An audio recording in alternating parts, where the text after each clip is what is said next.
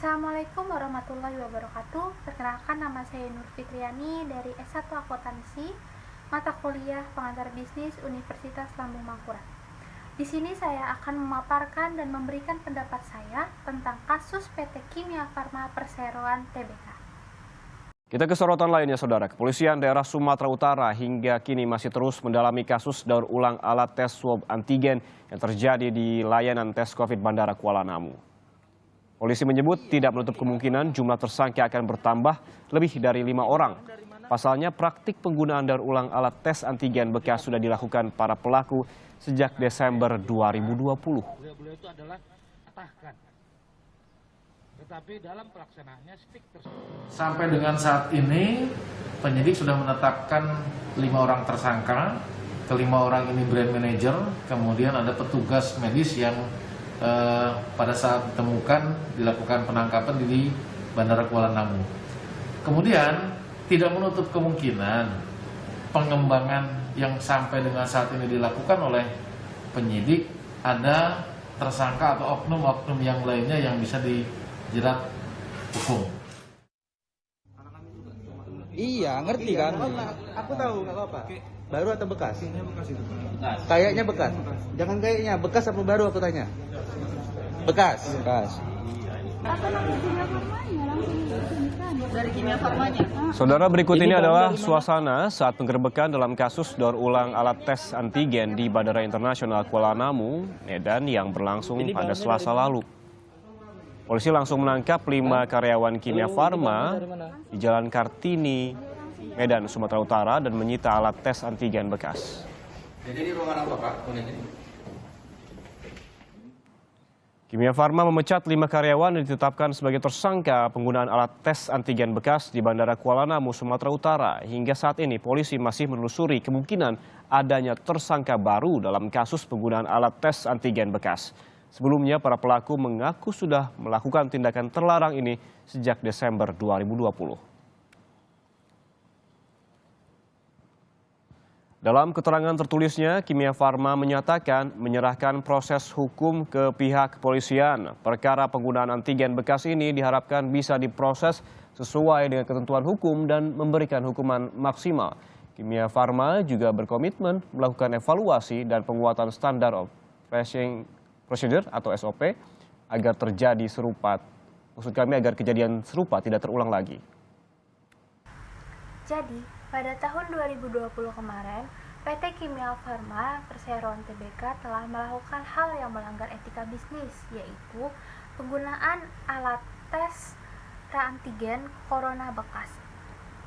Jadi, pada saat digerebek oleh anggota polisi, pihak Kimia Farma ketahuan sedang menggunakan alat tes antigen bekas untuk swab di Bandara Kuala Namu International Airport.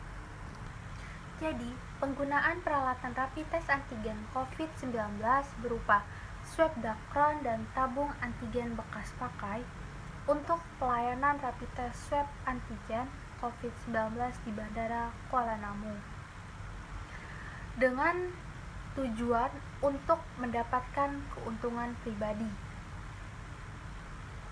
Alat tes antigen bekas itu disebut telah digunakan sejak 18 Desember 2020 hingga 17 April 2021.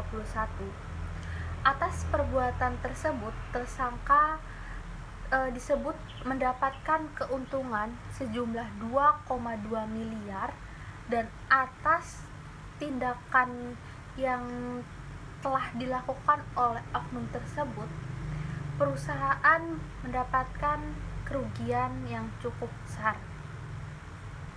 Sejauh ini, pihak Kimia Farma sudah memecat 5 oknum karyawannya yang terlibat dalam kasus ini. Pada kasus ini, PT Kimia Farma Perseroan Tbk telah melanggar beberapa prinsip etika bisnis, yaitu yang pertama, prinsip kejujuran.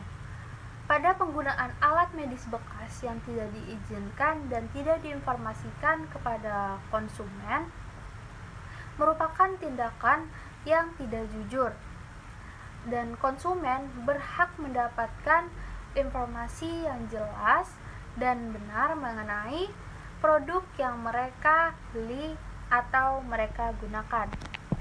Yang kedua, yaitu prinsip integritas moral. Pada penggunaan alat medis bekas yang tidak diizinkan dan tidak diinformasikan kepada konsumen juga merupakan tindakan yang tidak bermoral.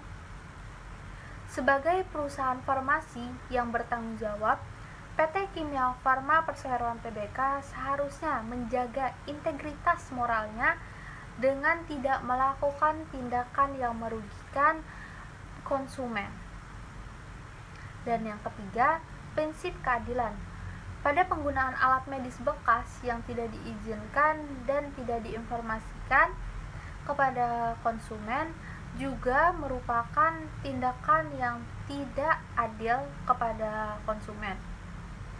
Konsumen berhak mendapatkan produk yang berkualitas dan aman, sehingga penggunaan alat medis bekas yang tidak diizinkan dapat merugikan konsumen. Dan dalam hal ini, PT Kimia Farma Perseroan Tbk seharusnya mematuhi prinsip-prinsip etika bisnis yang ada dan tidak melakukan tindakan yang merugikan konsumen. Sebagai perusahaan farmasi yang bertanggung jawab, PT Kimia Farma Perseroan Tbk harus menjaga kualitas dan keamanan produk yang dihasilkannya, serta memberikan informasi yang jelas dan benar kepada konsumen. Nah, itu pemaparan dan pendapat dari saya. Sekian dari saya. Assalamualaikum warahmatullahi wabarakatuh.